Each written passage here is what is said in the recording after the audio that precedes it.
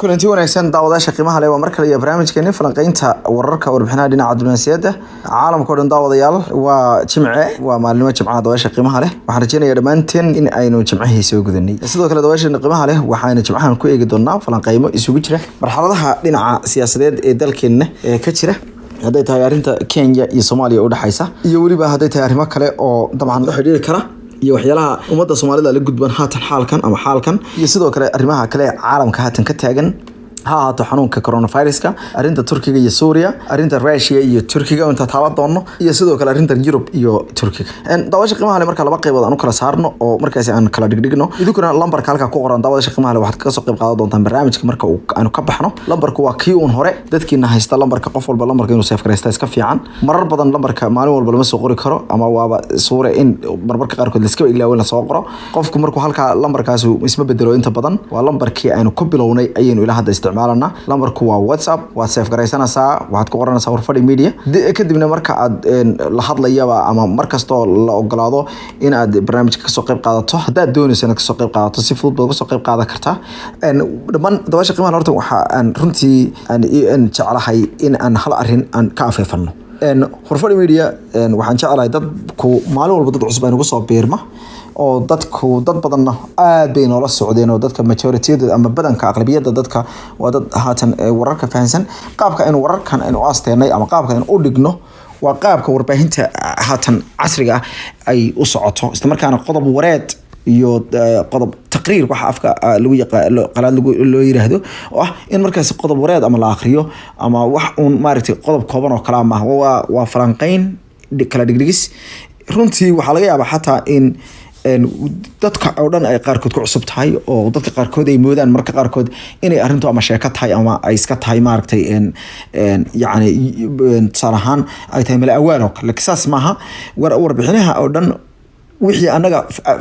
fikirkayaga ama wixii afkaartayda waxa ku saabsan waa wixii dabcan ama dadka ku boorinayno ama wixii wanaaga aan safarano taasoo aan tusaaleeno ayaga lafkooda wararka caalamka iyo adduunka soo fikirayay sida loo wada hadlayo sida loo heshiinayo tusaalahaan soo qaadano waa laga yaabaa taas inay noqoto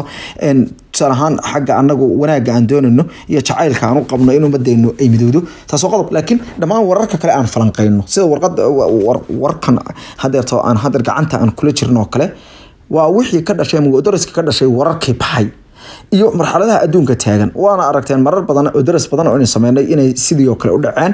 ama wararka dhinaca diblomaasiyad haday yihiin in falanqeyn aysan ka maarmin waana runtii waana sida hadeerto warbaahinta casriga ah oo dhan ay wax u falanqeyso oo runtii ama loo qaada dhigo ama loo qodobeeyo ama loo faaqido baa la oran karaa afkeena waa qani marka runtii intaas oo kelmad baa lagu wada fasiri karaa intaas oo hadalba way noqon karayaan marka jimcahan waxaan rabnaa inaynu wararkii toddobaadkan baxay dhowrka qaybood ah aynu iskor taagno isla markaana waxyaalaha ka dhashay iyo waxyaalaha la isla dhaxmarayo iyo tusaale ahaan waxyaalaha ay muujiyeen aynu sheegno hayno ka horeysino qodobka ku saabsan arinta hadda Kenya iyo Soomaaliya ka dhex tafan dawladaha Kenya iyo Soomaaliya waxa runtii ka dhex taagan mid ku taag ku saabsan dhinaca khilaafaadka horey ayaynu ogeyn in Kenya ay ka mid ahayd wadamadii Soomaaliya faragelin jiray inkastoo faragelinta Kenya marka hore ka wanaagsaneed ama ka ilka qaboobed faragelin ma wanaagsanaa wanaag iyo faragelin isku meel ma galaan ay ka ilka qaboobed dhinaca Ethiopia oo Ethiopia ka ilka qaboobaa jirtay haddana yeelka Ethiopia iyo Kenya waxa ay jirtay inay waxyaalo badan isku ogaayeen mararka kamid ah madaxweynihii hore ee Kenya Daniel Arap Moi ayaa ka sanqariyay in ay jirtay siyaasad wada jir ah oo Kenya iyo Ethiopia uga taalay ama iskaga ogaayeen arrimaha Soomaaliya inaysan la ogolaanin in cudud Soomaaliyeed soo noqoto in midnimo Soomaaliyeed xoogan soo noqoto iyo in dal turturdh oo Soomaali ah ay soo noqoto odrasyo badan oo kale oo dhaqoonyahanka Kenya waxay qireen in Soomaalidu hadii ay soo noqoto dawlad ahaan ay soo noqoto oo ammaanka mar uun Ilaahay dhibaatada intuu ka saaro bal ay xukun helaan oo xukun markaas dawlad helaan ay si fudud u soo kabmayaan marka loo eego dhaqaalaha ay haystaan oo dad badan oo Soomaaliya diaspora dadka loo yaqaan dadka qurba joogta la yiraahdo iyo dadka Soomaalida ay xitaa qurba joogta ahayne dhulka marka dib loo bixiyo qurba nacaska ay Soomaalidu bixisay laakiin qurba nacas ahayne meel walba meeshii Ilaahay qofka uu ka arsaaqayo ay tahay meeshii nabadgelyo uu ka haystay alxamdulillah ee wadamada bariga iyo bartamaha Afrika ay galeen ka shaqeysteen iyo haday tahay ilaa iyo South ka qaaradda wadamadan la yiraahdo Mozambique iyo Malawi iyo dalkan la yiraahdo South Africa laftiisa magaca qaatay iyo ay ka wada shaqaysteen ay si fudud dad halabuur leh u yihiin dad runtii Soomaalidu si maartay degdeg wax u sameeyay ay yihiin sida ay dawladoodii degdeg ugu rideen sida ay revolutionka iyo waxyaalaha kacdoonka ay degdeg ugu sameeyaan sida ay dhaqaalahana degdeg u sameeyaan karaan Soomaalidu marka wadad dhinaca degdeg ay waxyaalo badan ku gaara marka waxay dhamaan dariskooda iyo aqoonyahanadooda iyo jaamacadooda ay sheegeen in Soomaalidu ay tahay dad markiiba soo kami kara waxayna ka yiraahdeen muddo 20 sanadood gudahood ay Kenya dhaafi karaan oo bartamaha iyo bariga Africa East and Central Africa wadamada la isku yiraahdo bartamaha iyo bariga Africa ugu turtud dhinaca dhaqaalaha rooneed waa Kenya oo maalgashi xoogan oo maartay foreign investing wax la yiraahdo ama dhaqaalaha dibadda ee la maalgashado iyo hadii ay tahay dalka credibility badan ama kalsooni badan ka helay caalamka hay'ado badan oo qaramada midoobay oo xarun ku lahaa Soomaaliya oo laga maali jiray maalgelin badan oo qurba joogta Soomaaliyeed ku sameysay waxaas isku haystay waa in yarba ku dhaafi kara ayaa la odrasaya taasi mar walba marka ma aysan farxad gelinaynin dariskaaga runtiina dalalka oo dhan ayaa wax ku kala aragti duwan ama wax isku diidan taana waxa sii dheer in ay Soomaalidu markiiba hadii ay dhisanto wadnaha farta uga hayaan maadaama ay dhul Soomaaliyeed oo gumaystuhu ku wareejiyay waayo de Kenya dadkan iyo dhulkan ay ka tirsan tahay marka laga hadlayo sharcigan dal samaystay caalamiga laga dhigay hadeerto oo runtii xuduudahan iyo xuduud beenaadahan iyo waxa la sameeyay marka halka la iska dhigo wadankan wadan Soomaaliyeed oo dad reer guraaye magaalooyin Soomaaliyeed iyo dhul Soomaaliyeed iyo Jixyo Soomaaliyeed ayuu haajiray gumaystana ku daray oo u ogolaaday taana wadnaha farta kaga hayaan taana waa ka mase ayaga Ethiopia laakiin siyaasadaha isbedbedelaya iyo maalmaha Ilaahay ayaa waxay keeneen in ay haatan xaajada asaasi noqoto Ethiopia ay hadeerto isbedel ka dhaco isbedelka Ethiopia ka dhacay taxadarkiisu u baahan yahay wuxuuna u muuqdaa in uu ku jiro laftiisa xilli temporary oo transition oo loo karo waxa loo yaqaan afka qalaad ama kumeel gaar marka de kumeel gaarnimadaas hadii aad karti leedahay inaad ka faa'iideysto ayaa la rabaa Ethiopia mar walba waxa ka dhaca isbedel ba mar walba ka dhaca isbedeladaasna way soo jiitabayeen xilliga ilaa iyo Abyssinia xilliga taariikhda ahayd waxa jirtay tusaale ahaan mar baa jirtay ay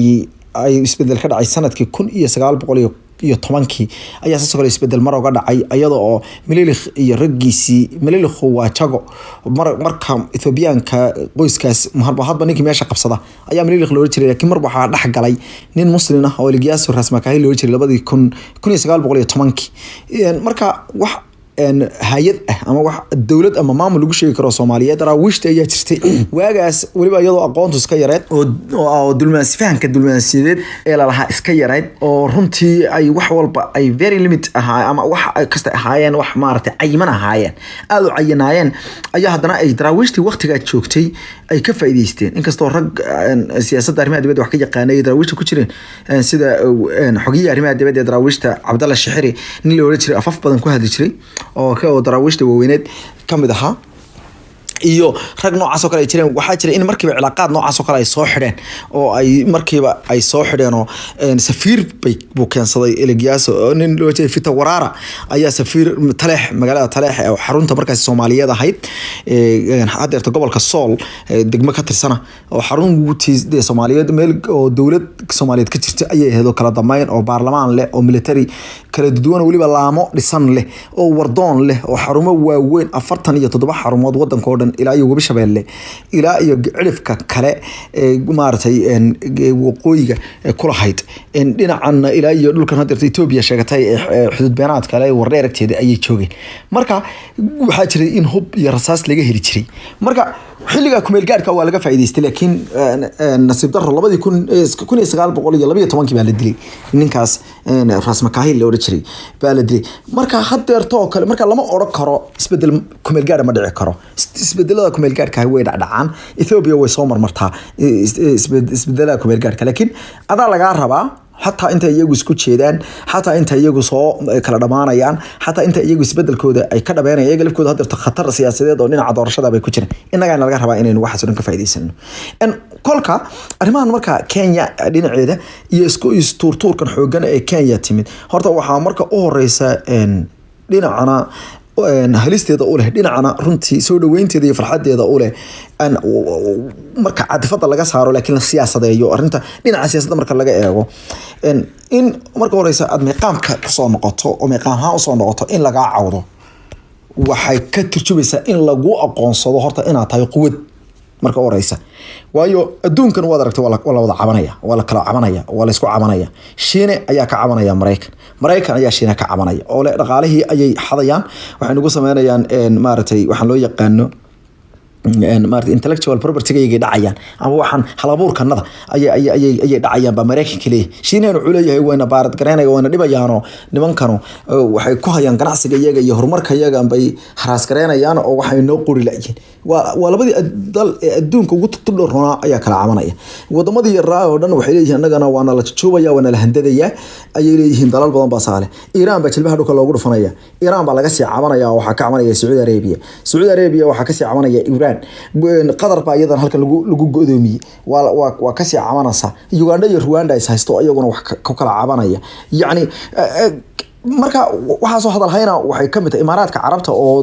dal yar oo daabiyada yar u go'an oo runtii aan ciidamo badan lahayn ayaa laga cabanaya oo faragelin iyo saameyn ku yeeshay afgambiga ka dhacay Masar ilaa iyo doorashadii ka dhacday Mareykanka meel walba dhex wardaya ilaa inaga ay goboladeeni qaarkood ay ciidamo dhigteen oo xataa ilaa xad ay dekedaheeni iyadoo dawladda Soomaaliyeed aysan cilaaqaad wanaagsan lahayn haystaan marka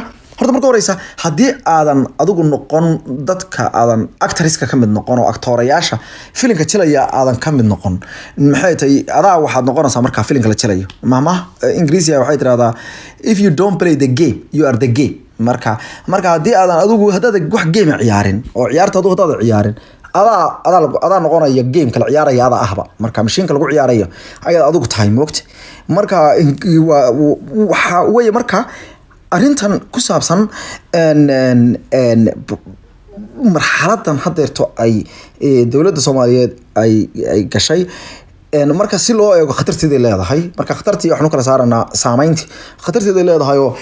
gobolka Gedo waxa ka jiray maamul si kastaba ha noqotay inkasta oo dheeraad ay noqotay nin xabsi ka soo baxsaday oo inkasta maxkamadu aysan waxba ku cadeenin laakiin sida la cadeynaya ama dadka ay sheegayaan goobjoogayaasha ay leeyihiin dagaal buu qayb ku lug yeeshay iyo dambiyo ku lug yeeshay uu soo galay haddana ugu yaraan gobolka Gedo waxa ka jiray maamul haba iska kala qaybsanaado oo dadweyne soo ognahay xaaladda Soomaalida wada og yahay oo kala qaybsanaan iyo afkaar iyo ciidamo kala fadhiyay marka hore ha jirin laakiin ugu yaraan gobol uun xor ka ahaa dhinacyada kale oo dhan ayuu ahaa taas khatarteeda leedahay isla markaana waxay keeni kartaa cunfi iyo maartay xogaa dhibaato way keeni kartaa lagana si gudbi doono Soomaalidu way heshii doontaa anigu maba dadka aaminsan inaysan Soomaalidu heshiinaynin ama anigu dadka yiraahda Soomaalida maanta ay isugu dhamaysa ma yihi dadka yiraahda gobol hebel waliga ma soo noqonayo oo maanta waa la xumeeyay ama dad hebel hada doonaan intii qabiil magaci raaciyaan waxaan anigu ma aaminsani waxaan aaminsanahay waxa soo dhan ama qofkan soo noqonayn ama qofka meel la go'aysa inuu shakhsiyaad siyaasiyiin ay noqonayso bulshadu wadanka cid gobolka degan cidna aysan ka qaadaynin taladoodana aysan weligood ilahood cid kala qabsanaynin anu saasan aaminsanahay oo runtii ay Soomaalidu iska heshii doonto laakiin shakhsiyaad waa laga yaabaa inay daaqada ka baxaan ama saxada siyaasadeed ka baxaan taasuna wax qorshiya oo horta aniga xaggayga ay igu haysaa ma jirto waa laga yaabaa dadka qaarkood inay ku hayso laakiin wax weyn aniga agteeda kama aha shakhsiyaad meesha doona way ka